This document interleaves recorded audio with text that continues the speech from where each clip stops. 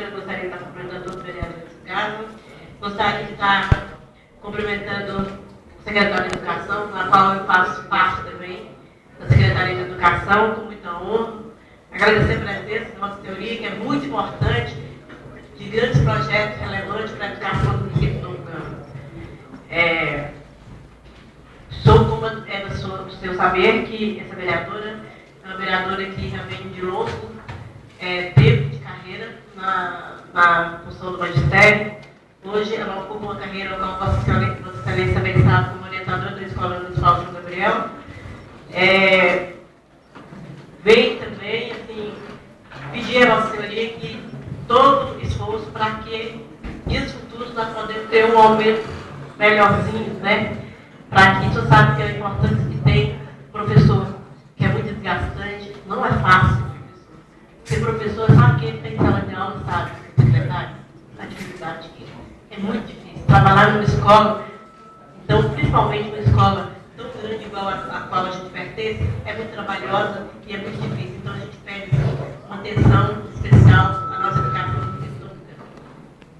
A todos, esse projeto de lei, essa alteração da 127, né, de janeiro de 2011, na qual essa vereadora aqui sofreu foi muito, em relação até a campanha vereadora, que muita gente falou que a vereadora Ilma tinha retirado um projeto contra o servidor do município de Novo Campo, inclusive os garis. Foi uma coisa que bateram demais a vereadora, coisa que não era verdade, porque naquela época o índice que foi em cima da unidade fiscal do município de Novo Campo, a qual foi errada. Agora veio uma complementando em cima do INPC. Né? Então, para vocês verem que a vereadora não estava errada, não, e bateu na vereadora errada. Agora veio essa correção para que seja certo, porque agora não está fazendo o que é certo. Era o que a vereadora queria naquela época e não foi feito.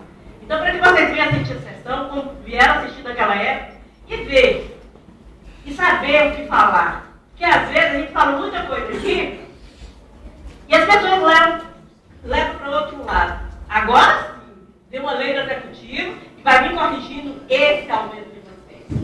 Né? E é para gravar e para mostrar que às vezes as palavras aqui vão ao vento. Né? E outra coisa também para vocês, que o mais importante para vocês é o plano de cargo e salário. Que isso aqui, isso aqui passa.